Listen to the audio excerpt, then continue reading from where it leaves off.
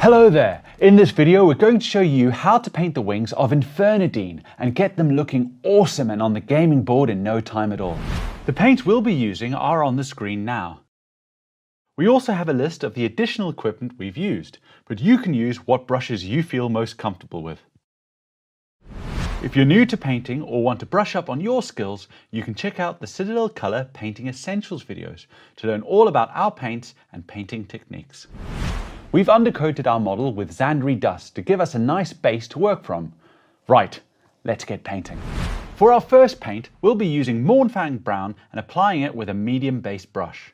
We want to pick out the rich brown toned feathers that are towards the top of the wings. Make sure to check the box art to see where these rich brown toned feathers are.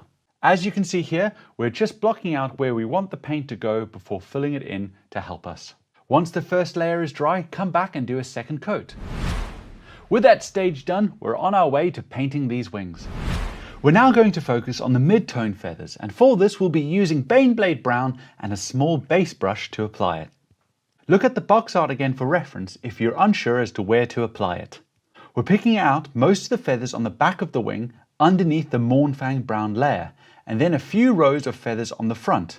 You'll need to do a couple of coats of Baneblade Brown for good coverage, as it is a layer paint and therefore slightly thinner. Remember to let your first layer dry completely before coming back for another layer in order to avoid any unwanted texturing. We're now going to pick out all of the light brown feathers using Ushabti bone and a small base brush. These are on the front facing side of the wing, just underneath our Baneblade Brown feathers. We'll need to do multiple layers again to build up to a good coverage, so just approach it the same way as before, allowing for your layer to dry completely before coming back to do another. With these feathers picked out, our wings are really starting to come together nicely. It's time to pick out the last row of feathers. We're going to use Corvus Black and a small base brush to paint the long primary flight feathers at the end of the wings. Take note that only the primary flight feathers are black on both sides. For the others, it's just black on the inside of the wing.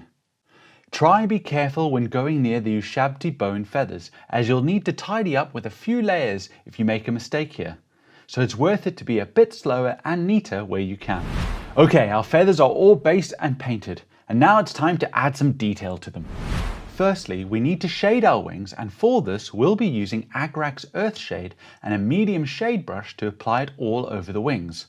Make sure to shake your paint pot well before applying. We're doing it in sections to allow us to control the process and make sure to catch any pooling where we can. Because we're applying quite a lot of Agrax Earthshade here, we'll need to let the wings stand and dry for around 30 minutes before carrying on.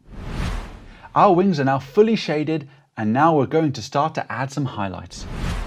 We're going to use Ushabti bone again to layer over the raised areas of the light brown feathers just to get that colour back. Using a medium layer brush, carefully make your way around the light brown feathers, leaving Agrax Earthshade in the recesses. It's worth it to be neat here again, so if you do make a mistake, tidy back up with the previous colours. With that stage complete, we're now going to focus on the long flight feathers at the ends of the wings. If we look at the box art, we can see that a lot of detail has gone into doing the patterning on the long flight feathers. These look really cool. So we're going to show you how to get them done nice and simply with just two paints. Firstly, we're going to use Baneblade Brown and a medium layer brush to do the patterning.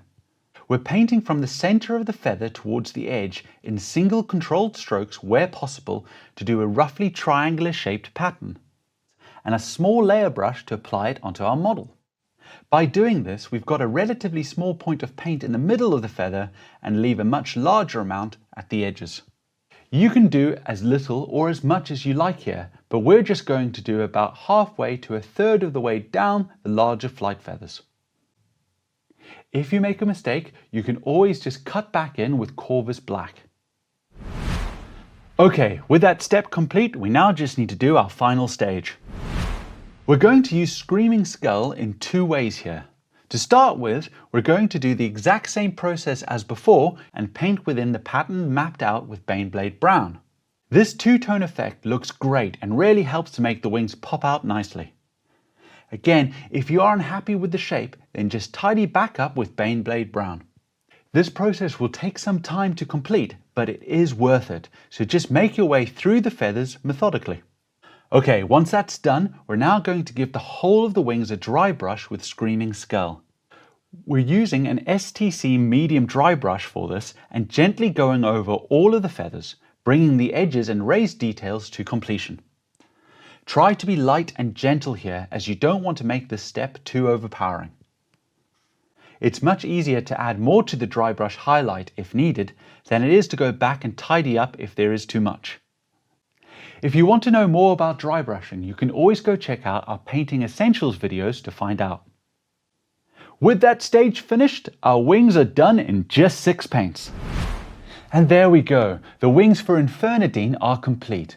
This is a nice and simple way to tackle the wings and get your model on the gaming board. For more tutorials, tips and tricks, check out our videos on Warhammer YouTube channel or head to your local Warhammer store where our amazing staff will be more than happy to help. Well, we hope you've enjoyed this video and we'll see you again soon. Bye bye!